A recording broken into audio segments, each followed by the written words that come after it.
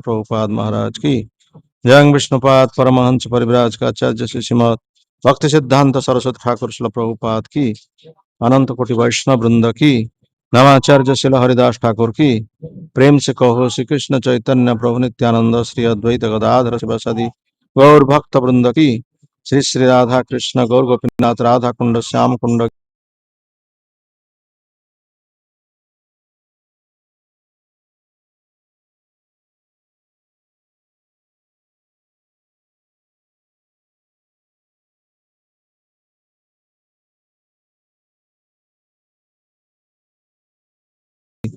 तुलसी महारानी की जय। भवन मंगलमय हरिनाम संकीर्तन की संकीर्तन जनक श्री श्रीमन गौरांग महाप्रभु की श्रीमद् भगवद गीता की गौर प्रेमानंदे।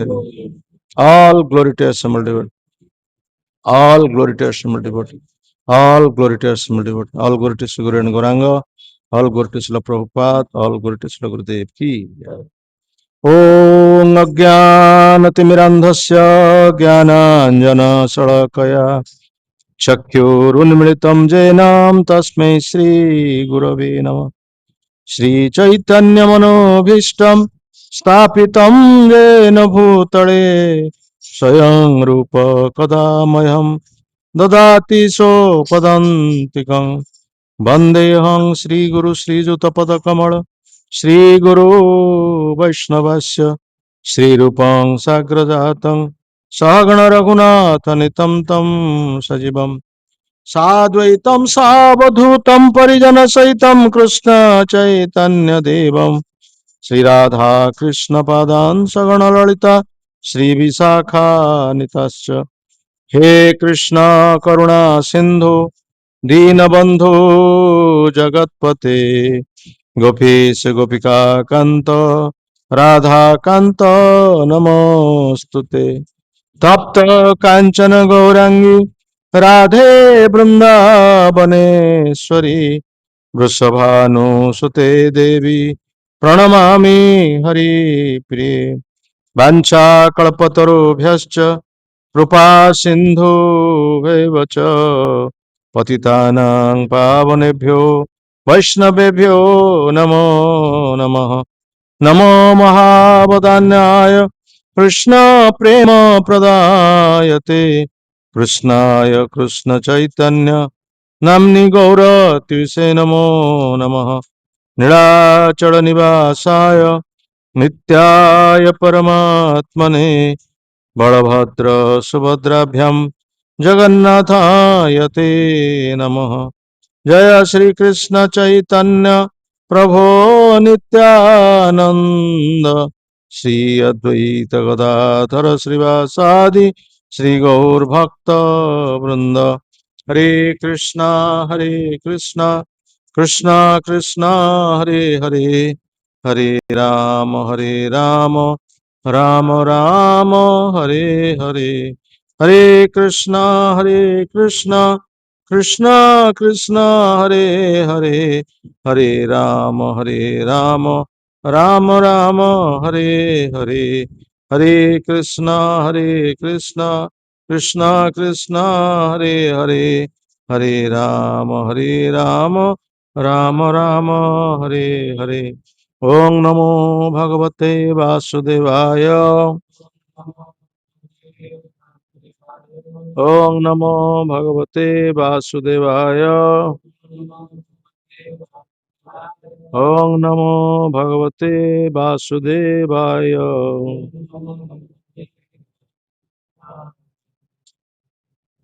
श्रीमद् भगवद गीता पंचदश अध्याय श्लोक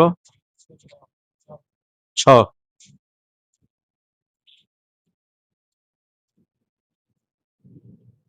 न तद भासयते सूर्यो न शशांको न पावकः जद गत्वा न निवर्तन्ते तद्धाम परमं मम।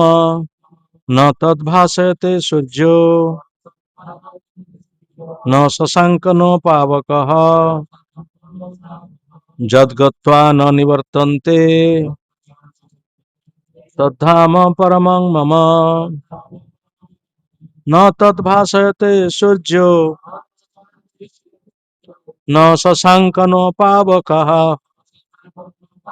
যদ্গত্বা ন নিবর্তন্তে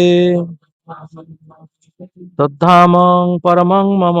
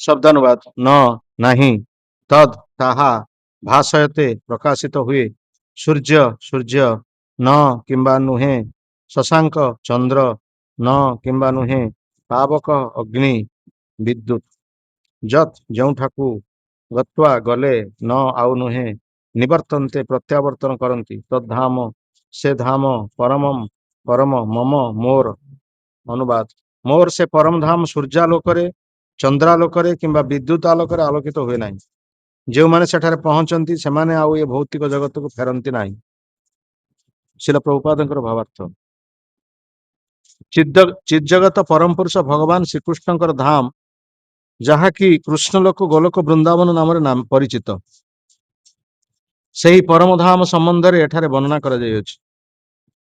ପରବ୍ୟମରେ ସୂର୍ଯ୍ୟାଲୋକ ଚନ୍ଦ୍ରାଲୋକ ଅଗ୍ନି କିମ୍ବା ବିଦ୍ୟୁତର ଆବଶ୍ୟକତା ନାହିଁ କାରଣ ସେଠାରେ ଥିବା ସମସ୍ତ ଲୋକ ସ୍ୱୟଂ ଆଲୋକିତ ସେ ସମସ୍ତ ଲୋକର ଅର୍ଥାତ୍ ସମସ୍ତ ବୈକୁଣ୍ଠ ଲୋକର ଉଜ୍ଜଳ ଦୀପ୍ତିକୁ ବ୍ରହ୍ମଜ୍ୟୋତି ବୋଲି କୁହାଯାଏ ଯାହାକି ପରବ୍ୟମରେ ପରିବ୍ୟାପ୍ତ ବାସ୍ତବରେ ଜ୍ୟୋତି କୃଷ୍ଣଲୋକ ବା ଗୋଲୋକ ବୃନ୍ଦାବନରୁ ବାହାରୁଛି से उज्जवल ज्योतिर किसी अंश महत्त्व अर्थात भौतिक जगत द्वारा आच्छादित या छड़ा से आलोकर आलोकित परब्यमर विशाल अंश चिज्जगत व वैकुंठ लोक मानक परिपूर्ण से प्रधान होउछि गोलोक वृंदावन जे पर्यंत जीव अंधकारमय भौतिक जगत अच्छी से पर्यंत से बद्ध जीवन यापन करुछि किंतु से मिथ्या भौतिक जगत रूप ओलटा वृक्षरु काटी परब्यम प्रवेश कला क्षण मुक्त हो जाए तत्पर एठाकू आउ फेरिबार अवकाशटा रहे नाही ए बद्ध जीवन में जीव निजकू ए भौतिक जगतर प्रभु बोली भावे किंतु मुक्तावस्था से चिज्जगत प्रवेश करे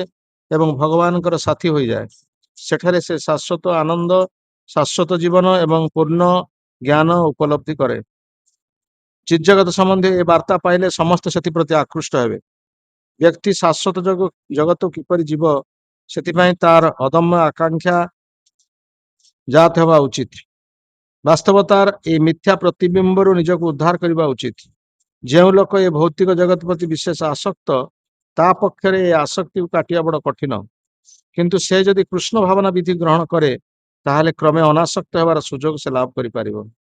ଯେଉଁ ଭକ୍ତମାନେ କୃଷ୍ଣ ଚେତନଶୀଳ ସେମାନଙ୍କର ସଙ୍ଗ ଲାଭ କରିବା ଉଚିତ। ଯେଉଁମାନେ ସମ୍ପୂର୍ଣ୍ଣ ରୂପେ କୃଷ୍ଣ ଚରଣାରବିନ୍ଦରେ ଆତ୍ମସମର୍ପଣ କରିଛନ୍ତି ବ୍ୟକ୍ତି ସେମାନଙ୍କର ଗୋଷ୍ଠୀ ଲାଭ କରିବା ଉଚିତ। ସେମାନଙ୍କ ଗୋଷ୍ଠୀ କେହି ଖୋଜି ବାହାର କରିବା ଉଚିତ ଏବଂ ସେମାନଙ୍କ ଠାରୁ ଶିକ୍ଷା କରିବା ଉଚିତ କିପରି ଜୀବନରେ ଭକ୍ତି ଯୋଗ ଅଭ୍ୟାସ କରିବାକୁ ହେବ। ଏହି ପ୍ରକାର ସେ ଭୌତିକ ଜଗତ ପ୍ରତି ଥିବା ତାର ଆସକ୍ତି କାଟି ଦେଇପାରିବ। କେବଳ ରଙ୍ଗୀନ କପଡ଼ା ପିନ୍ଧିଲେ ଯେ ବ୍ୟକ୍ତି ଭୌତିକ ଜଗତର ଆସକ୍ତିରୁ ମୁକ୍ତ ହୋଇଯିବ ତାହା ନୁହେଁ। ସେ ଭଗବାନଙ୍କର ସେବାରତ ହେବା ଉଚିତ। ଭକ୍ତି ଯୋଗ ପ୍ରତି ଆସକ୍ତ ହେବା ଉଚିତ। ତେଣୁ ବ୍ୟକ୍ତି ଏହାକୁ ଅତି ନିଷ୍ଠା ସହକାରେ ଗ୍ରହଣ କରିବା ଉଚିତ। ଗୀତାର 12 ଅଧ୍ୟାୟରେ ଭଗବାନ ଭକ୍ତି ଯୋଗ ସମ୍ବନ୍ଧରେ ଯାହା କହିଛନ୍ତି ତାହା ଯେ ବାସ୍ତବକ୍ଷର ମିଥ୍ୟା ପ୍ରତିଛବିରୁ ମୁକ୍ତ ହେବାର ଏକମାତ୍ର ଉପାୟ ଅଟେ। ଏହା ବ୍ୟକ୍ତିକୁ ଜାଣିବାକୁ ପଡ଼ିବ। ଭୂତ ପ୍ରକୃତି ଦ୍ୱାରା କିପରି ସବୁ ଦୂଷିତ ହୋଇଯାଏ ତାହା ଚତୁର୍ଦ୍ଦଶ ଅଧ୍ୟାୟରେ ବର୍ଣ୍ଣନା କରାଯାଇଛି। କେବଳ ଭକ୍ତି ଯୋଗ ହିଁ ବିଶୁଦ୍ଧ ଓ ଦିବ୍ୟ ଅଟେ ଏକଥା କୁହାଯାଇଅଛି। ଏଠାରେ ବ୍ୟବହୃତ ପରମଂ ମମ ଶବ୍ଦ ବଡ଼ ଅର୍ଥପୂର୍ଣ୍ଣ। ବାସ୍ତବରେ ସବୁ ହିଁ ଭଗବାନଙ୍କର ସମ୍ପତ୍ତି, କିନ୍ତୁ ଚିଜ୍ଜଗତ ପରମଂ ଅର୍ଥାତ୍ ଷଡ଼ୈଶ୍ୱର୍ଯ୍ୟରେ ପୂର୍ଣ୍ଣ ଅଟେ। ଉପନିଷଦ ମାନଙ୍କରେ ମଧ୍ୟ ଏକଥା କୁହାଯାଇଛି ଯେ ଚିଜ୍ଜଗତରେ ସୂର୍ଯ୍ୟଲୋକ କିମ୍ବା ଚନ୍ଦ୍ରଲୋକର ଆବଶ୍ୟକତା ନାହିଁ, କାରଣ ସମଗ୍ର ପରବ୍ୟୋମ ପରମେଶ୍ୱରଙ୍କର ଅନ୍ତରଙ୍ଗା ଶକ୍ତିରେ ଉଦ୍ଭାସିତ ବା ଆଲୋକିତ। ସେ ପରମ ଧାମ କେବଳ ଶରଣାଗତି ବଳରେ ହିଁ ପ୍ରାପ୍ତ ହୋଇପାରିବ, ଅନ୍ୟ କୌଣସି ଉପାୟରେ ହୋଇପାରିବ ନାହିଁ। न तद्भासयते सूर्यो न शशांक न पावकः ଯଦ୍ଗତ୍ୱା ନ ନିବର୍ତ୍ତନ୍ତେ ତଦ୍ଧାମ ପରମଂ ମମ। ମୋର ସେ ପରମ ଧାମ ସୂର୍ଯ୍ୟାଲୋକରେ, ଚନ୍ଦ୍ରାଲୋକରେ କିମ୍ବା ବିଦ୍ୟୁତ ଆଲୋକରେ ଆଲୋକିତ ହୁଏ ନାହିଁ। ଯେଉଁମାନେ ସେଠାକୁ ଯାଇ ପହଞ୍ଚନ୍ତି ସେମାନେ ଆଉ ଏ ଭୌତିକ ଜଗତକୁ ଫେରନ୍ତି ନାହିଁ।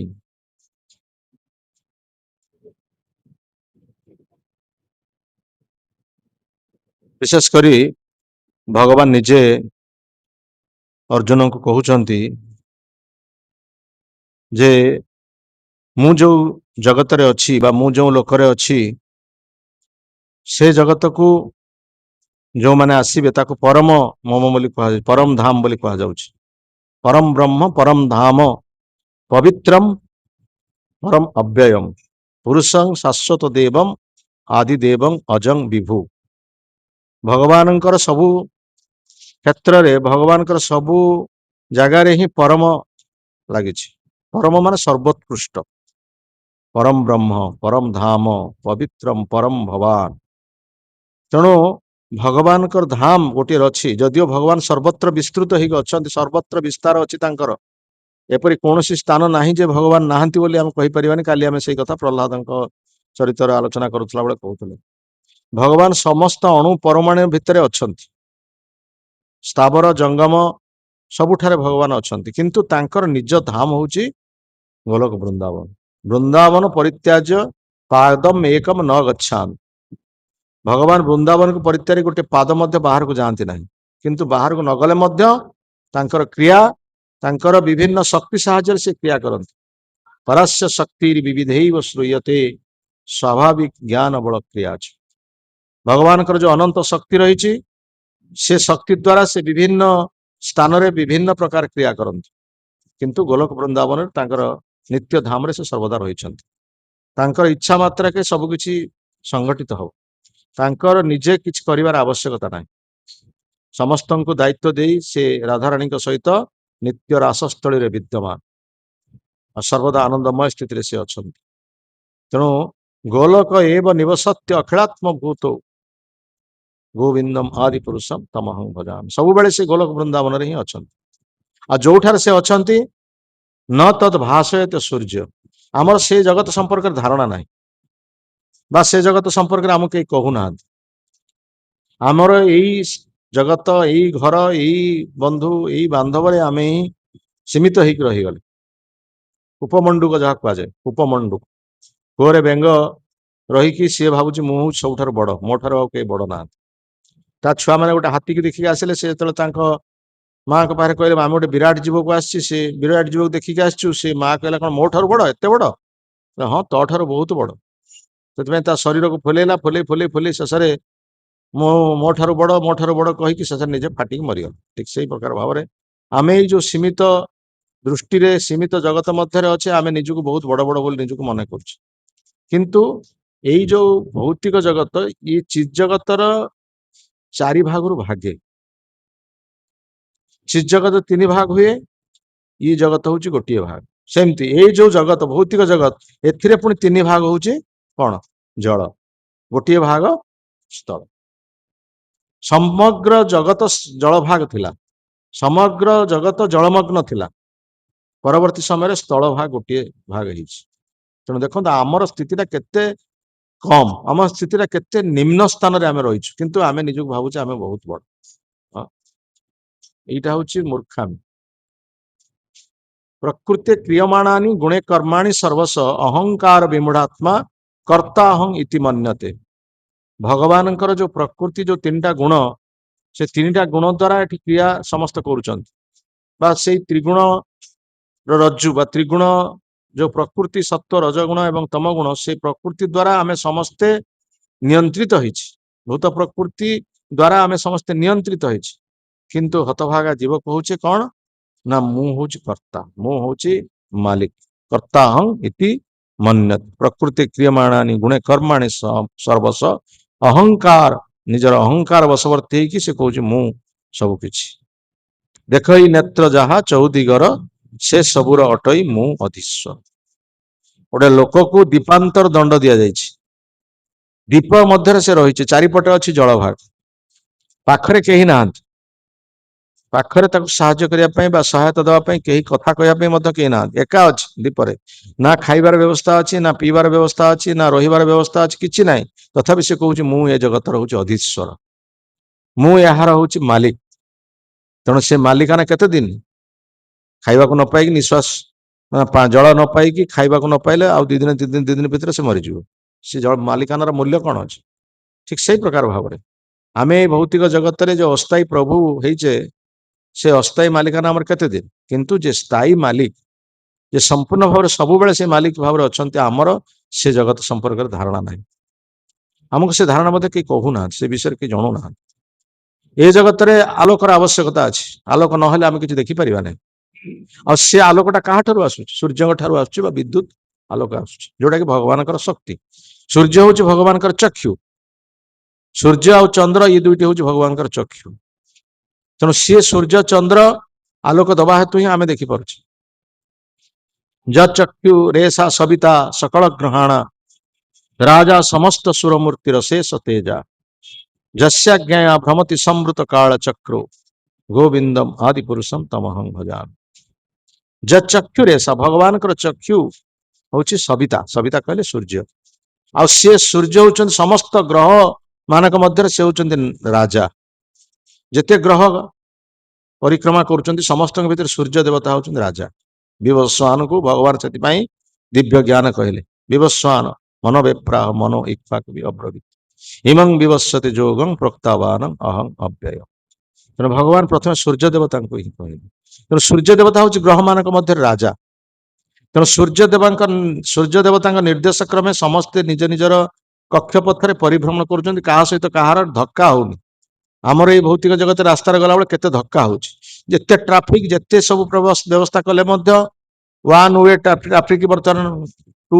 वे 3 वे 4 वे 5 वे 6 वे केते हेलानी रास्ता किंतु दुर्घटना आम पार पाचे कि दुर्घटना आम वंचित होचे कि दुर्घटना लगी रही भौतिक जगत दुर्घटना अच्छी किंतु ग्रह ग्रह ग्रह माने से माने निज निजर कक्षपथरे परिक्रमा कर भीतर केवल धक्का होनी आ कौ कालू कौ अनादि कालू से निज निज कक्षपथरे अतिक्रम कर तेणु से सूर्य निर्देश क्रमे आ सूर्य क्या निर्देश आलोक दौरान चक्षुरेशा सविता सकल ग्रहण राजा समस्त सुरमूर्तिर शेष तेजा जस्याज्ञा कहार आज्ञा से आलोक दौरान जस्याज्ञा संवृत काल चक्र से कहार आज्ञा आम मान नियंत्रण कर गोविंदम आदि पुरुषम से गोविंद इच्छा से सूर्य ये क्रिया कर तेणु जो जगत रे भगवान अच्छा से जगत रे सूर्य आलोकर आवश्यकता ना से जगत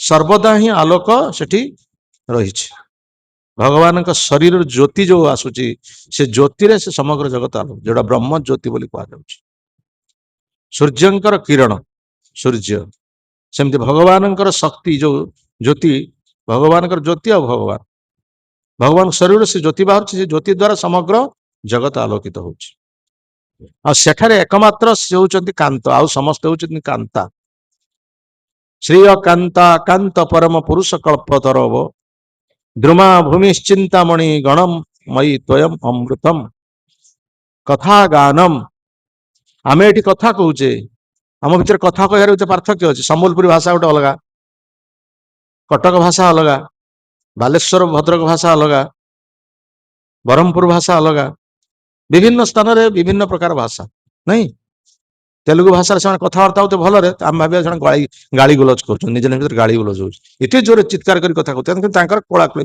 भल कौतुकपूर्ण कथबार्ता होते बंगाली से निज निज गाड़ी गुलज से कथा शुणिले जन कह ना बहुत आनंदर सहित से कथबार्ता होते मधुर भाषा बंगला भाषा तेना आमर भाषा भाषा एत माने रही पार्थक्य रही किंतु भगवत धाम रे भगवान सेठारे अछंती सी होचंती एकमात्र कांत आउ अन्य समस्ते होचंती कांता अन्य समस्ते तांकर सेवा करुछंती एकमात्र कांता सी आ सेठी कथाटा होची गान संगीत आमे एठी कथा कहूचे जिन साधारण भाव रे देखो गीताटा होची गान ना गीताटा होची गीत गीतरु गीत आउची एक शास्त्र देवकी पुत्र गीत एक नाम तस्य नामानि जानी एक सेवा तस्य देवस्य सेवा तेणु भगवान जो वाणीटा हूँ गीता गीत रु गीता आसूची तेणु कथाटा हूँ गान कथाटा हूँ संगीत जगत कथा हूँ संगीत कथा गानम नाट्यम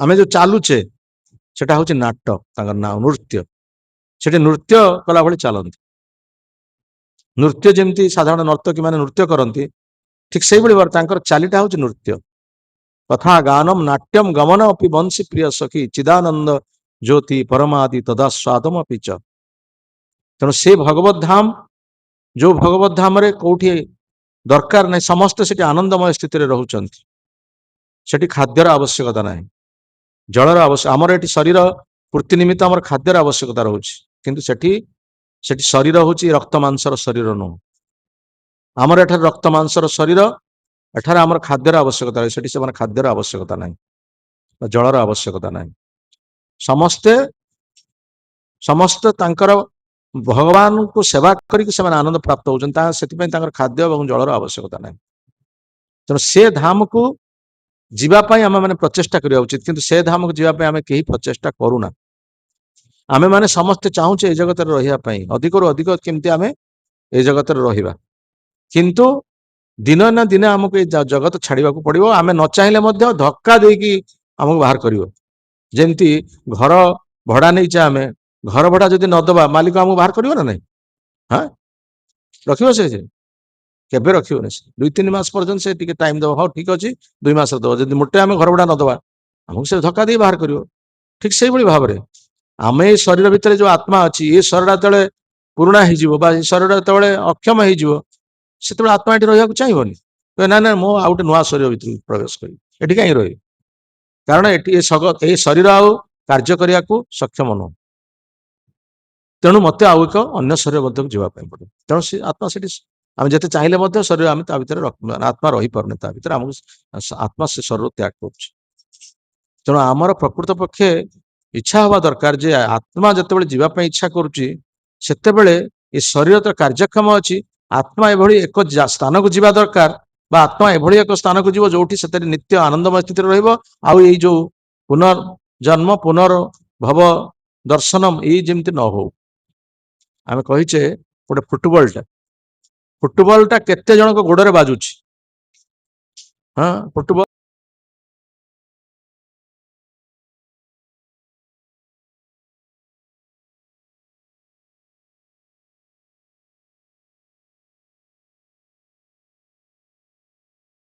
आमे जो शरीर परिवर्तन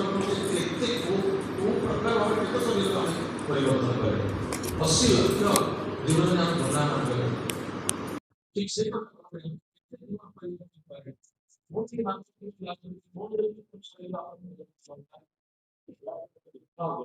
जीवन किसी ना तेणु विशेषकर मानव जीवन में आमर कि भाव में आम से भगवत धाम को जीवा ସେଥିପାଇଁ ଭଗବାନ ନିଜେ କହୁଛନ୍ତି ଏଠି, ନିଜେ କହୁଛନ୍ତି ନ ତତ୍ ଭାସୟତେ ସୂର୍ଯ୍ୟ ନ ଶଶାଙ୍କ, ନିଜେ ଭଗବାନ କହିବା କୌଣସି ଶାସ୍ତ୍ରରେ ନାହିଁ, ଏକମାତ୍ର ଗୀତା ଶାସ୍ତ୍ରରେ ଆମେ ପ୍ରାପ୍ତ ହବ, ତାଙ୍କ ମୁଖ ନିଃସୃତ ବାଣୀ।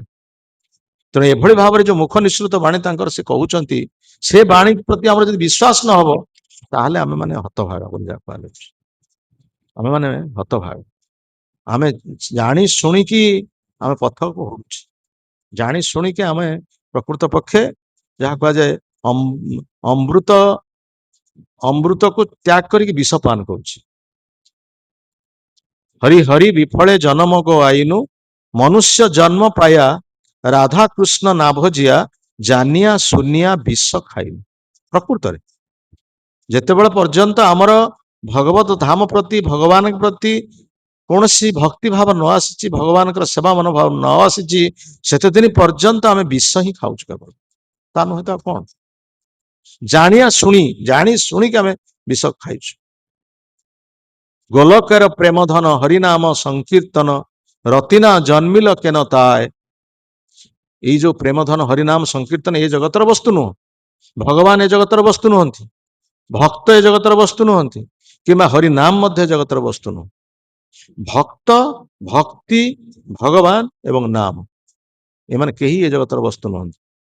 ସବୁ ଚିତ୍ ଜଗତରୁ ସେମାନେ ଅବତରଣ କରିଛନ୍ତି ଆମ ମାନଙ୍କ ପାଇଁ, ଆଉ ସେ ଚିତ୍ ଜଗତକୁ ଯିବା ପାଇଁ ଏମାନେ ସବୁ ପଥ ପ୍ରଦର୍ଶନ କରୁଛନ୍ତି, କିନ୍ତୁ ତା ସତ୍ତ୍ୱେ ମଧ୍ୟ ଆମର ସେ ପଥରେ ଯିବା ପାଇଁ କୌଣସି ପ୍ରକାର ଆଗ୍ରହ ନାହିଁ। ସେଇ କଥା କବି କହୁଛନ୍ତି, ଗୋଲକ ପ୍ରେମ ଧନ ହରିନାମ ସଂକୀର୍ତ୍ତନ, ରତିନା ଜନ୍ମିଲ କେନ ତାଏ। ସେଥିପ୍ରତି ଆମର ରତି ଜନ୍ମ ହଉନି ବା ସେଥିପ୍ରତି ଆମର ଆକର୍ଷଣ ଆସୁନି। ରତିନା ଜନ୍ମିଲ କେନ ତାଏ, ସଂସାର ବିଷା ନଳେ ଦିବାନିଶି ହିଆ ଜଳେ, ଯୁଡାଇତେ ନା କହିନେ ଉପାୟ। ଆମେ ସଂସାର ରୂପକ ଅନଳ ଭିତରେ, ଅଗ୍ନି ଭିତରେ ଆମେ ପଡିକି ଜାଳି ପଡିକି ଛଟପଟ ହଉଛେ, ତଥାପି ମଧ୍ୟ ସେ ଅଗ୍ନିରୁ ବାହାରିବା ପାଇଁ ଆମର ଇଚ୍ଛା ନାହିଁ। ସଂସାର ବିଷା ନଳେ ଦିବାନିଶି ହିଆ ଜଳେ, ଦିନ ରାତି ଆମେ ନିଆଁ ଭିତରେ ଜାଳି ପଡିକି ଛଟପଟ ହଉଛେ। ଆମେ ଗୁର୍ବାଷ୍ଟକରେ ଗାନ କରୁଛେ, ସଂସାର ଦାବା ନଳ ଲିଢ ଲୋକ, ତ୍ରାଣାୟ କାରୁଣ୍ୟ ଘନା ଘନତ୍ୱଂ, ପ୍ରାପ୍ତସ୍ୟ କଲ୍ୟାଣ ଗୁଣାର୍ଣ୍ଣବସ୍ୟ, ବନ୍ଦେ ଗୁରୁଶ୍ରୀ ଚରଣାରବିନ୍ଦ। ସଂସାର ଗୋଟେ ଅଗ୍ନି, ବଣରେ ଅଗ୍ନି ଯୋଉ ଲାଗେ କେହି ନିଆଁ ଲଗେଇ ଦିଅନ୍ତିନି। ବଣରେ ଯୋଉ ଅଗ୍ନି ଲାଗେ ସେ ବଣରେ କେହି ନିଆଁ ଲଗାନ୍ତିନି, ଆପେ ଆପେ ଗଛ ଘଷି ହେଇକି ନିଆଁ ଲାଗିଯାଏ। ସେମିତି ଏଇ ସଂସାରଟା ହଉଛି ସେମିତି ବଣର ଅଗ୍ନି ସଦୃଶ। ବଣର ଅଗ୍ନି ଭଳି ଏଇ ସଂସାରରେ ଅଗ୍ନି ଜଳି ପଡୁଛି। ସଂସାର ଦାବା ନଳ ଲିଢ ଲୋକ, ତ୍ରାଣ। ଆମେ ସେତେବେଳେ ଯେତେବେଳେ ଅଗ୍ନି ମଧ୍ୟରେ ରହିଛୁ, ସେତେବେଳେ ଆମେ ଚିତ୍କାର କରୁଛୁ, ଆମକୁ ରକ୍ଷା କରନ୍ତୁ, ଆପଣଙ୍କୁ ରକ୍ଷା କରନ୍ତୁ। ମୁଣ୍ଡରେ ଯେତେବେଳେ ନିଆଁ ଲାଗୁଛି ସେତେବେଳେ ଆମେ ଚିତ୍କାର କରୁଛେ, ହେ ପ୍ରଭୁ, ହେ ଗୁରୁ, ଆମକୁ କିଏ ରକ୍ଷା କର, ଆମକୁ କିଏ ରକ୍ଷା କର, ଆମେ ଚିତ୍କାର କରି କହୁଛେ। ତ୍ରାଣାୟ କାରୁଣ୍ୟ ଘନାତ୍ୱଂ, କାନ୍ଦି କାନ୍ଦି ପ୍ରାର୍ଥନା କରୁଛେ। ସେତେବେଳେ ଦମକଳର ପାଣି ଆସିକି ସେ ନିଆଁକୁ ଲିଭେଇ ପାରିବନି।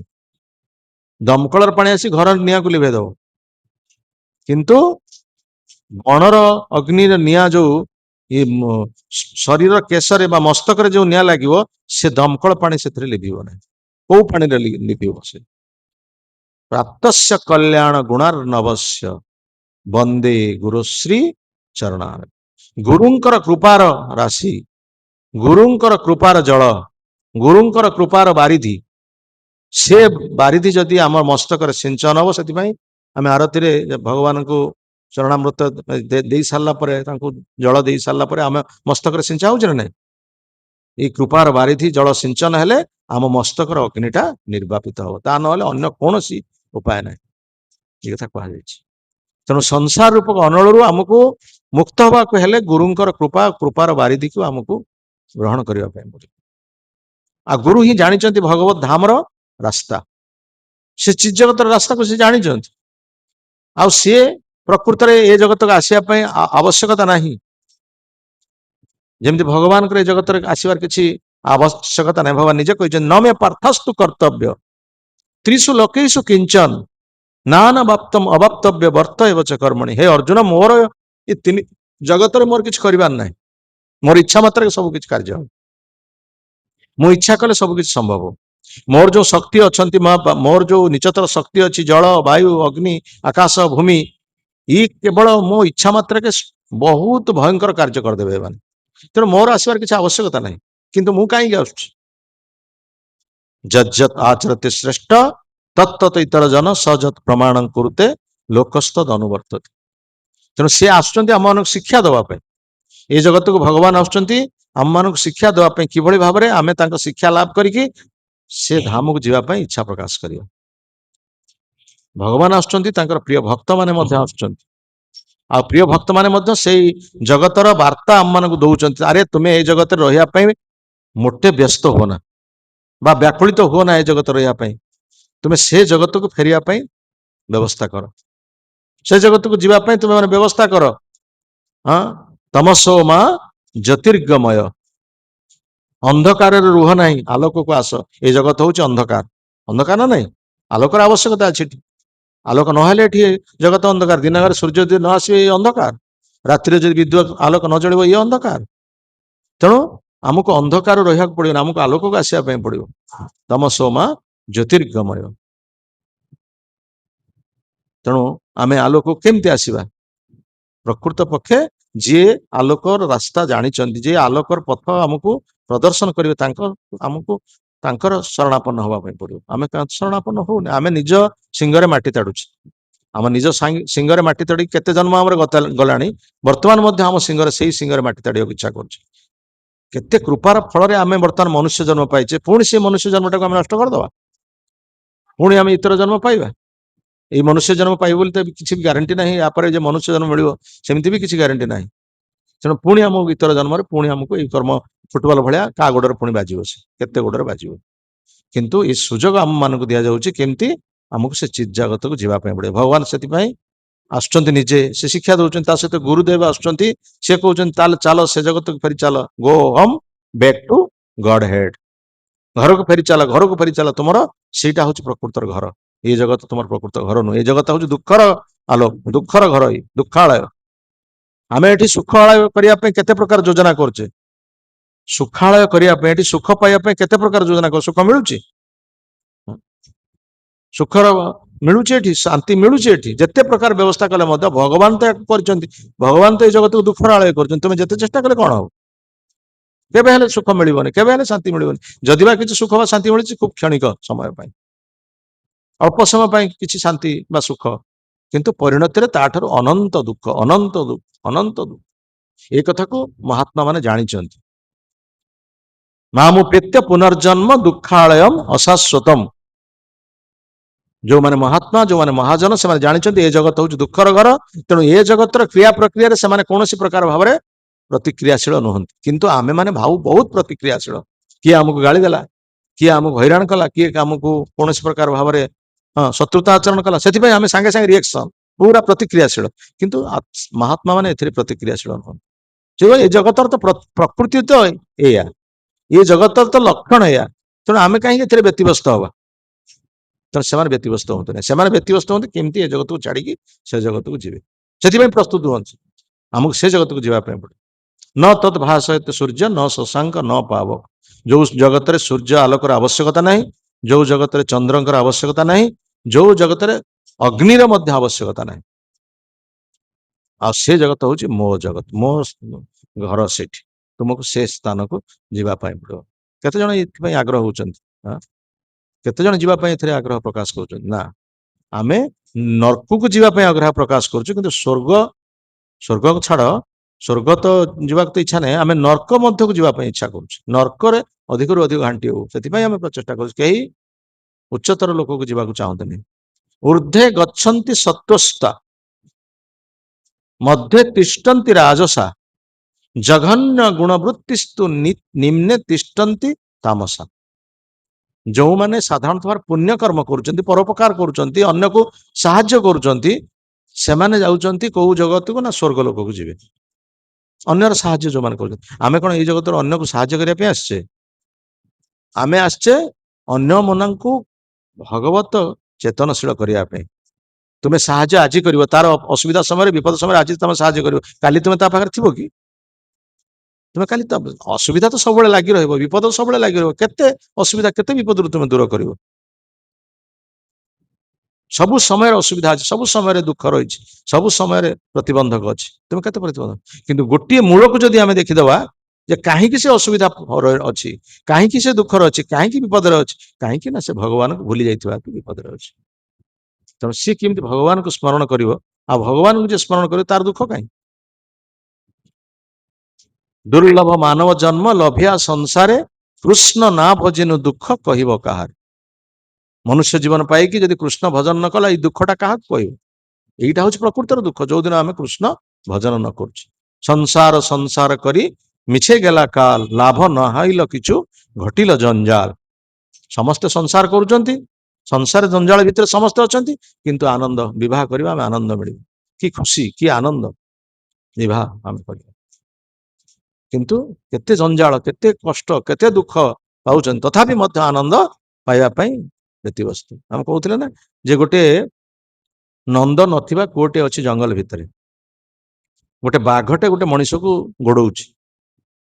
ସେ ଗୋଡେଇ ଗୋଡେଇ ଯେତେବେଳେ ଇଏ ଲୋକଟା ଆଶ୍ରା ଖୋଜୁଛି କୋଉଠି ମୁଁ ପଶିଯିବି, ବାଘ ଯେମିତି ନ ଜାଣିପାରିବ। ସେ ଦେଖିଲା, ସେ ଜାଣିପାରୁନି ଗୋଟେ କୂଅଟା ଅଛି, ତାର ନନ୍ଦ ନାହିଁ, ସେ କୂଅ ତଳେ ପଡିଗଲା, କୂଅ ଭିତରେ ପଡିଗଲା। ଆଚ୍ଛା, କୂଅ ଭିତରେ ପଡିନି, ତଳକୁ ଯାଇନି, ସେ କୌଣସି ପ୍ରକାର ମଝିରେ ଅଟିଗଲା। ଗୋଟେ ଗଛର ଡାଳଟା ରହିଛି, ଗଛ ଗୋଟେ ଉଠିଛି ତା ଭିତରେ, କୂଅ ନନ୍ଦ ଭିତରେ ଗୋଟେ ଗଛଟା ଉଠିଛି, ସେ ଗଛର ଡାଳଟା ଧରି ଅଟିକି ଗଲା ସେ ଲୋକଟା, କୌଣସି କ୍ରମେ ଅଟକି ଗଲା। କିନ୍ତୁ ସେପଟେ ଉପରେ ଅନେଇଛି ବାଘ, ପୁରା ଅନେଇକି ରହିଛି, ଯଦି ବାହାରକୁ ଆସି ମାନେ ଗିଳିବି ତତେ। ଆଉ ତଳେ ଦେଖିଲା ଗୋଟେ ବିରାଟ ସାପ ଅଛି, ତଳେ ପଡିଲା ମାନେ ସର୍ପ ଦଂଶନ କରିବ। ଆରେ ଯୋଉ ଗଛକୁ ଧରିଛି ସେ ଜାବୁଡିକି, ସେ ଗଛକୁ ଦିଟା ମୂଷା କାଟୁଛନ୍ତି, ଦିଟା ମୋଟା କାଟିବାରେ ଲାଗିଛନ୍ତି। ସେ ଆସ୍ତେ ଆସ୍ତେ କାଟିଲା ମାନେ ସେ ଡାଳଟା ଖସିବ, ସାପ ମୁହଁରେ ପଡିବ। କିନ୍ତୁ ଇଏ ଲୋକର ଏତେ ଲୋଭ, ସବୁଆଡେ ମୃତ୍ୟୁ ଦେଖୁଛି, ଉପରେ ମୃତ୍ୟୁ, ତଳେ ମୃତ୍ୟୁ, ମଝିରେ ବି ମୃତ୍ୟୁ। ତା ସହିତ କଣ ହେଇଛି ନା, ସେ ଗଛର ଡାଳରେ ଗୋଟେ ମହୁ ଫେଣା ହେଇଛି, ସେ ମହୁ ଫେଣାର ରସ ଠୁପେ ଠୁପେ ଢୋରୁଛି, ଯୋଉଟା ଟେକି ଦେଖୁଛି। ଏତେ ଲୋଭ ମୋହ। ସେଇଭଳିଆ ଆମର ସ୍ଥିତି ହଉଛି ସେଇଆ।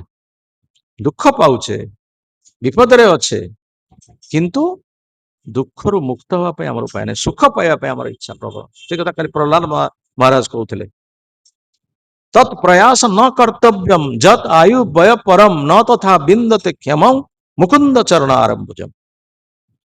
ଏଥିପ୍ରତି ପ୍ରୟାସ କରିବା ଉଚିତ, କେମିତି ସୁଖ ପାଇବା, କେମିତି ଶାନ୍ତି ପାଇବା, କେମିତି ଆନନ୍ଦ ପାଇବା, ସେଥିପାଇଁ ପ୍ରୟାସ କରିବା ଉଚିତ ନୁହେଁ।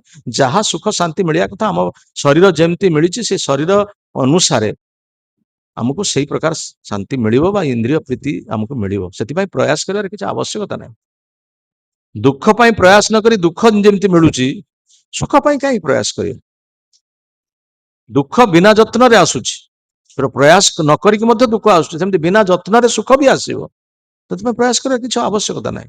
ପ୍ରୟାସ କରିବାର ଆବଶ୍ୟକତା ଅଛି କଣ ପାଇଁ ନା, ଭଗବତ ଚରଣାରମ୍ଭୁଜମ୍, ମୁକୁନ୍ଦ ଚରଣାରମ୍ଭୁଜମ୍। ମୁକ୍ତିଦାତା ଯିଏ ଗୋବିନ୍ଦ, ତାଙ୍କର ଚରଣାରବିନ୍ଦରେ ଆଶ୍ରିତ ହବା ଉଚିତ, ସେଥିପାଇଁ ପ୍ରୟାସ କରିବା ଉଚିତ।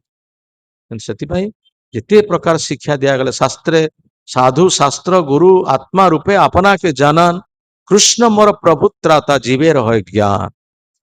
ଭଗବାନ ନିଜେ ଆସୁଛନ୍ତି ଏ ଜଗତକୁ ଶିକ୍ଷା ଦଉଛନ୍ତି। ପରିତ୍ରାଣାୟ ସାଧୁନାଂ ବିନାଶାୟ ଚ ଦୁଷ୍କୃତାମ୍ ଧର୍ମ ସଂସ୍ଥାପନାର୍ଥାୟ ସମ୍ଭବାମି ଯୁଗେ ଯୁଗେ। ମୁଁ ପ୍ରତ୍ୟେକ ଯୁଗରେ ଅବତରଣ କରୁଛି, ଭଗବାନ ନିଜେ ଆସୁଛନ୍ତି, ତା ସହିତ ପୁଣି ଭଗବାନଙ୍କର ପ୍ରିୟ ଜନ ଭକ୍ତମାନଙ୍କୁ ମଧ୍ୟ ସେ ପ୍ରେରଣ କରୁଛନ୍ତି ଆମ ମାନଙ୍କୁ ଶିକ୍ଷା ଦେବା ପାଇଁ। ସାଧୁ ଆସୁଛନ୍ତି, ଗୁରୁ ଆସୁଛନ୍ତି, ତା ସହିତ ଶାସ୍ତ୍ର ଆମ ମାନଙ୍କ ପାଖରେ ରହିଛି। ବର୍ତ୍ତମାନ ଶାସ୍ତ୍ରକୁ ଆମେ ଅଧ୍ୟୟନ କରିବା, ଭଗବାନଙ୍କର ମୁଖ ନିଃସୃତ ବାଣୀ ଗୀତା, ଭଗବାନଙ୍କର ଲୀଳା ଚରିତ ଭାଗବତରେ ବର୍ଣ୍ଣନା ରହିଛି, ଭକ୍ତମାନଙ୍କର ଲୀଳା ଚରିତ ଭାଗବତରେ ବର୍ଣ୍ଣନା ରହିଛି, ଏସବୁ ତାଙ୍କର କୃତ। ତେଣୁ ସେ ସବୁକୁ ଆମେ ଅଧ୍ୟୟନ କରିବା ଦରକାର। କିନ୍ତୁ ତା ସତ୍ତ୍ୱେ ଏସବୁ ଭାଗବତ ଶାସ୍ତ୍ର ରହିଛି, ସାଧୁ ରହିଛନ୍ତି, ନିଜେ ଭଗବାନ ରହିଛନ୍ତି, ତାପରେ ପୁଣି ପରମାତ୍ମା ରୂପରେ ଭଗବାନ ଅଛନ୍ତି, ହୃଦୟ ଭିତରେ ଅଛନ୍ତି ପରମାତ୍ମା ରୂପରେ ଭଗବାନ। ଏତେ ପ୍ରକାର ବ୍ୟବସ୍ଥା ଆମ ପାଇଁ କରିଛନ୍ତି ଭଗବାନ, ଯେ କେମିତି ଆମେ ସେ ଧାମକୁ ଯିବା, କିନ୍ତୁ ହତଭାଗା ଆମେ ସେ ଧାମକୁ ଯିବା ପାଇଁ ଚାହୁଁନୁ। ଏ ଅଠା ଆମର ଲାଗିକି ରହିଛି, ଅଠା ଏ ଜଗତରେ ଆମକୁ ଲାଗିକି ରହିଛି। ଯେତେ ପ୍ରକାର ଫେବିକଲ ଅଠା ନା କଣ ଅଠା ଲାଗିଛି କିଆଣି, ଛାଡିବାକୁ ପ୍ରସ୍ତୁତ ନୁହଁ। मैं कम्बल को छोड़ना चाहता हूं, कम्बल मुझे नहीं छोड़ता। ଆମ ଗୁରୁଦେବ ଏଇ କଥାଟି କହନ୍ତି। ନଈ ବଢି ହେଇଛି ପ୍ରବଳ, ନଈ ବଢି ପ୍ରବଳ ହେଇଛି, ସମସ୍ତେ ଭାସି ଯାଉଛନ୍ତି। ସେଣୁ ଲୋକମାନେ ସବୁ ନଈ ବଢି ଦେଖିବା ପାଇଁ ସବୁ ଛିଡା ହେଇଛନ୍ତି। କେତେ ଜୋରେ ପାଣିଟା ଆସୁଛି, ଖୁବ ଜୋରେ ଲହଡି ହେଇକି ଆସୁଛି। ସେଥିରେ ଲୋକ ଛିଡା ହେଇଛନ୍ତି, ସେଥିରେ ଦେଖାଗଲା ଗୋଟେ କଳା ଗୋଟେ ଜିନିଷ ଦେଖାଗଲା, କଳା ଗୋଟେ ରଙ୍ଗର ଗୋଟେ ଦେଖାଗଲା। ସେଠୁ ଜଣେ ଲୋକ ହାରି ଗୋଟେ କମ୍ବଳଟେ ଭାସି ଯାଉ, ଯାରେ ଯାରେ ନେଇ ଆସ, ପାଣି ଭାସି ଯାଉ, ପାଣିର ଏତେ ପ୍ରବଳ ଲହଡି, ଏତେ ଜୋର ଲହଡି, ସେ ଗୋଟେ କଳା ଜିନିଷ କହିଲେ କମ୍ବଳଟେ ଭାସି ଯାଉଛି ନେଇଆ, ଇଏ ମାରିଲା ଡିଆଁ ମାରିଦେଲା ଲୋଭରେ, ଆଉ ଡିଆଁ ମାରିକି ସେ ଧରିଲା ସବୁ କମ୍ବଳ ବୋଲି ଭାବି ଧରିଲା, ଆରେ ସେ କମ୍ବଳ ନୁହେଁ, ସେଟା ଗୋଟେ ଭାଲୁ। ଭାଲୁ ସିଏ ଧରିଛି, ସିଏ ତାକୁ ଭାଲୁ ବି ଆଶ୍ରା କରୁଥିଲା, ସିଏ ବି ପାଣି ବଡିରେ ଭାସି ଯାଉଛି, ସିଏ ତାକୁ ଧରିଲା, ଭାଲୁ ତାକୁ ଧରିଲା, ଇଏ ତାକୁ ଧରିଲା। ସେଠୁ ସେ ଲୋକମାନେ କହୁଛନ୍ତି ଆରେ କମ୍ବଳକୁ ଧରିକି ଉଠିଆ ଉଠିଆ ଉଠିଆ, ସେ କହୁଛି ଆଜ୍ଞା ମୁଁ ତ କମ୍ବଳକୁ ଛାଡିବା ପାଇଁ ଚାହୁଁଛି, କମ୍ବଳ କଣ ମତେ ଛାଡୁଛି, मैं कम्बल को छोड़ना चाहता हूं लेकिन कम्बल मुझे नहीं छोड़ता है। भालू आउ धड़ छाड़ से ठीक से प्रकार आमे संसार को छाड़िया चाहूँ, संसार किंतु मत छाड़ुनी कि संसार को जो छाड़िया चाहिए, संसार कहीं न छाड़ तुम्हें, तुम्हें तो अठाटा से लगी जोर, कौन प्रकार छाड़िया प्रस्तुत नुह ना, एत प्रकार अठा, एत भली अठा लगी, जदि आम प्रकृत पक्षे यही रस को आम आस्वादन करवा, भागवत रस को आम आस्वादन करवा, भगवान कथार रस को आम आस्वादन करवा, मधुरम मधुरम एतान मंगल ही मंगल नाम सकल निगम बल्ली सत्फलम चित स्वरूपम सकृदपि परिगितम श्रद्धया बा हेलया बा भगवर नरमात्र तारयते कृष्ण नाम। भगवानंकर सबु वस्तु मधुर वस्तु, सबु वस्तु तांकर मधुर, तांकर नाम मधुर, तांकर गुण मधुर, तांकर लीला मधुर, तांकर कथा मधुर, सब किछि मधुर। मधुराष्टकम अछि ना भगवान मधुराष्टकम, तेणु सबु किछि मधुर। जी श्रद्धार सहित भगवान नाम उच्चारण कर तार फल पाउछि, जे हेड़ा हटा परिभाष रे विष्णुत माने जमदूत मान कहले तुम्हें श्रद्धार सहित कृष्ण नाम उच्चारण कर तार तो फल पाइब, जदि हेड़ा हटा परिहास कले तार तुम्हें फल पाइब। सांकेत्यं पारिहास्यं स्तोभं अवहेलनं बा वैकुंठ नाम ग्रहणं अशेष अघहरं विदु। अजामिल संकेत करके डाकिला नारायण बोली, सांकेत्यम पारिहास्यम कहले थटा, थटा करिके मध्य कहले मध्य हरे कृष्ण नाम उच्चारण कले मध्य सेटा मध्य काम करुछि, भगवान नाम उच्चारित करुछि। जेतेबेले हिंदू माने 500 वर्ष तले हिंदू मानकर शासन आमर हिंदू राज्य भारत में से मुसलमान मान शासन करते, मुसलमान मान शासक शासन करते से हिंदू मान भगवान का नाम हरे कृष्ण महामंत्र कीर्तन करते से घर कबाट बंद करके नाम कीर्तन करते, बाहर कीर्तन करने सुविधा नाला, जो भक्त मैंने किसी बाहर जाए कीर्तन करते सांगे सांगे मुसलमान शासक पियादा पठे कर्मचारी पठे बांधिकी नहीं जाऊे।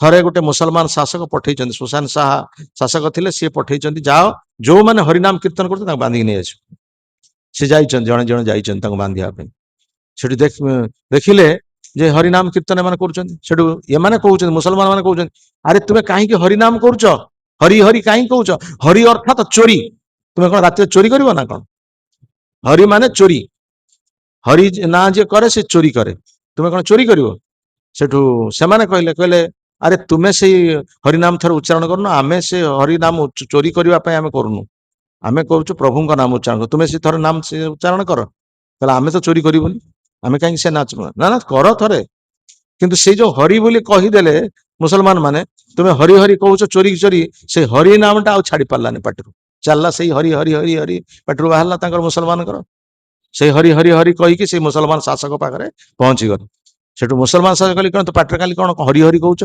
सी पाटे से हरि हरि पशिगला, से मुसलमान शासक सी भी पाटे हरि हरि हरि हरि कहले।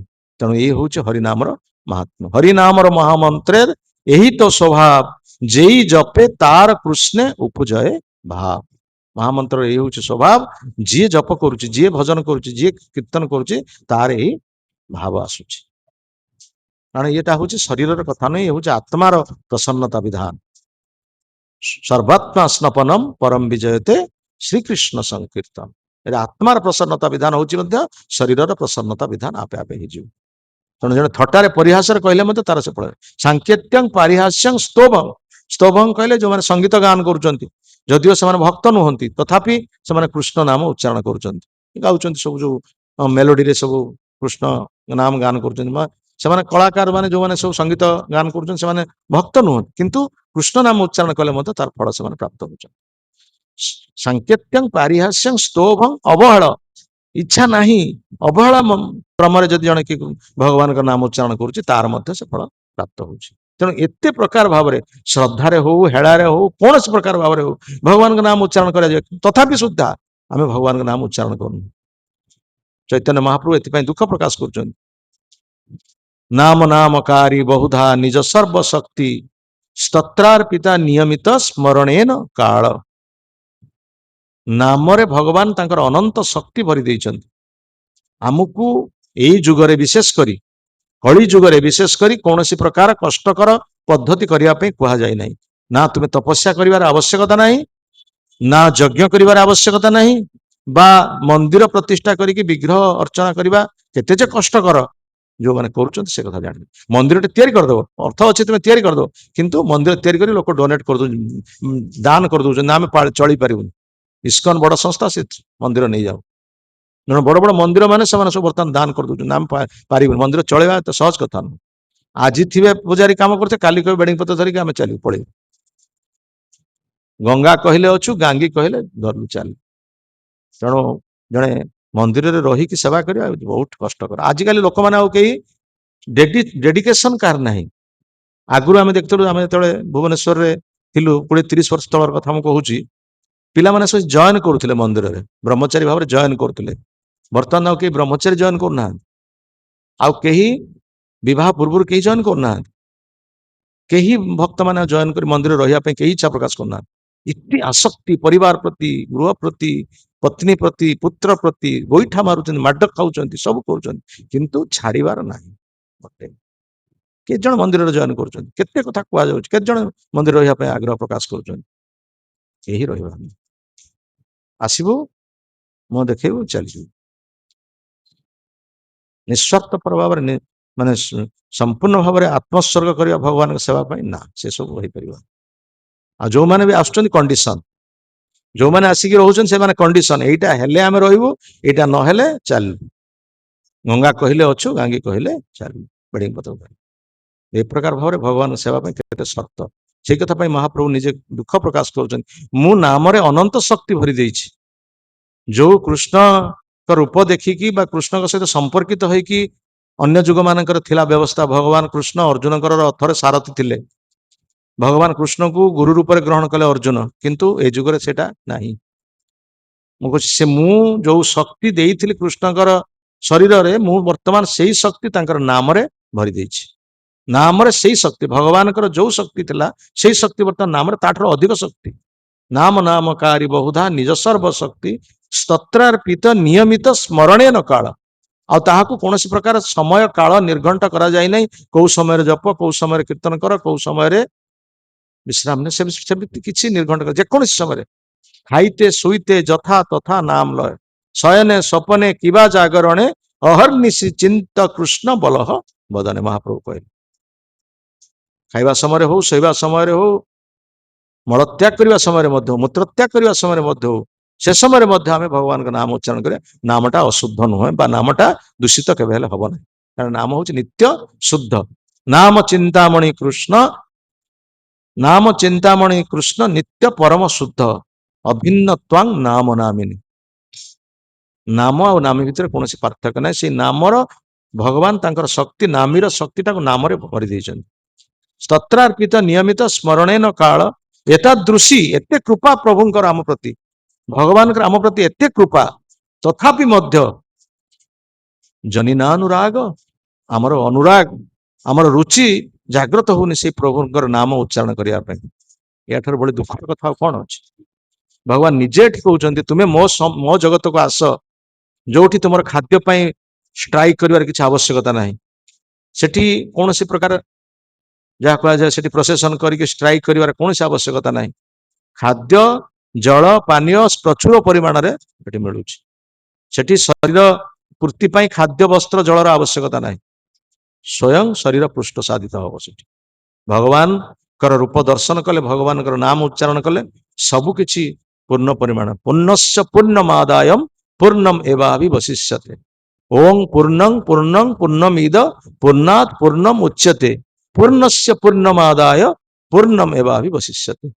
आमर मैथमेटिक्स बा गणित रे आमे पढुचे कोन 1 रु 1 फेडी देले केते होउची ना तार फल होउची शून्य ना नहीं किंतु आध्यात्मिक शास्त्र 1 रु 1 फेडिले मध्य सेई 1 शून्य नुह भगवान ठारू जेते शक्ति सृष्टि हेले मध्य भगवान पूर्ण परिमाण रे से बळे रहउचन पूर्णस्य पूर्णमादाय पूर्णरु जते पूर्ण आसिले मध्य दीपार्चि रेव हि दशांतर मभ्युपेत्य दीपायते विवृत हेतु समान धर्म जस्ता दृगैव हि च विष्णुतया विभाति गोविंदम आदि पुरुषम तमहं भजामि गोटे मूल दीपटे जळुची गोटे मूल दीपटे जळुची ता पाखरु आउ अन्य दीपक सब लगे दिया जाउची मूल दीपर जेतिकी शक्ति अछि अन्य दीपर मध्ये सेतिकी शक्ति अछि जेनि भगवान आ भगवान कर अवतार भगवान कर विभिन्न अवतार अछि ना अवतारा ही असंख्या भगवान कर जेतिकी शक्ति अवतार मानकर मध्ये सेतिकी किंतु भगवान को अवतार बोली कहा जाउनी कृष्ण को अवतार बोली कहा जाउनी कृष्ण किए ना से होचन अवतारी से नॉट अवतार भगवान जो 10 अवतार भीतर कृष्ण का अवतार अछि जयदेवंकर दो गीत गोविंदर 10 अवतार लिखिछन से कृष्ण का अवतार अछि केशव द्रुत केशव कहले कृष्ण धारण कले किंतु कृष्ण निजे कौन से अवतार न कृष्ण ठारू अवतार माने सृष्टि होचन किंतु कृष्ण होचंती भगवान एमाने मध्य भगवान मूल दीप जहा अन्य दीप मध्य सेया किंतु से होचन भगवान एमाने भी भगवान एकर जतिक शक्ति अछि तांकर शक्ति अछि किंतु कृष्ण को भगवान बोली कहा जाउछि एते चांस कला पुष्णस्तु भगवान स्वयं इंद्रारि व्याकुलं लोके मृडयंती जुगे जुगे भगवान कर एते अवतार एते अंश एते कला एते सब कहला परे मध्य कृष्ण होचंती अवतारी से होचंती भगवान व्यासदेव ए कथा गीता रे ए भागवत रे कहिछन सेति पई से धाम को जीवा पई हम मानकर सब बेले आवश्यकता रहिबा उचित आमे सेति पई प्रयास करिबा उचित आमे माने ए जगत आमे रहिबा ए जगत रे आमे जे चेष्टा कले मध्य रहि पारिबा नहीं ए जगत को हमकु त्याग करिया पई पड़िबो पुणी काहे के जगत को आसीबा एठी सुख अछि ए जगत रे सुख अछि त्रिताप दुख अछि आदि भौतिक दुख अछि आदि दैविक दुख अछि आध्यात्मिक दुख अछि ता सहित चारिटा समस्या अछि चारिटा समस्या जन्म मृत्यु जरा व्याधि ये सब न चाहिए मध्य हम जीवन में आसो एते कष्ट पाइबा सत्वे कहीं आम ए जगत को आसवा तेणु ए प्रकार ए जगत रे आमे व्यवस्था करिया दरकार ए शरीर थिबा बेले एमिति व्यवस्था करिया दरकार जे आउ आमे से जगत को चली जिबा आउ ए जगत को आसीबा नहीं हमर जने विद्वान लोक कहिसंती आमे जते जन्म हो समस्ते हसंती बा समस्ते आनंद लाभ करती किंतु आमे माने कांदू पिलाटी कांदे ना जन्म हला बेले किंतु अन्य माने समस्त खुशी हों जहा गोटे पिलाटी जन्म हला पुटी हो झीटी हो जहा जन्म हला बहुत खुशी हों लोक किंतु आमे एभली कार्य करी मरिबा आमे खुशी रे मरिबा अन्य माने आम पई कांदिबे अन्य माने समस्त आम पई कांदिबे ठीक से प्रकार भाव रे आमे जदि से भगवत धाम को जीवा अति आनंद रे जीवा ना भगवत धाम जते बेले जाउचे सेते बेले से माने अपेक्षा करी अछंती क्यों माने जो माने देवता माने से माने मधुपर्क धरी अपेक्षा करछंती जने भक्त आसुचंती वर्तमान आम जगत को ब्रज विजय बोली कहा जाउची ब्रज विजय वृंदावन को से यात्रा करछंती विजय यात्रा वर्तमान तेणु से सब अच्छा मधुपर्क धरिकी आमको आरती करके नेबे सेठी सेते बेले आमे आनंदर सहित सुखर सहित जीवा अन्य माने आम पई समस्ते क्रंदन करिवे एई भली कार्य करिवा उचित तेणु सेति पई आमे एबेठारु प्रस्तुत हवा उचित केमती आमे से जगत को जीवा जय श्रीमद् भगवद गीता की श्रील प्रभुपाद महाराज की श्रील गुरुदेव की समवेत गौर भक्त वृंद की अनंत कोटि वैष्णव वृंद की निताई गौर प्रमानंद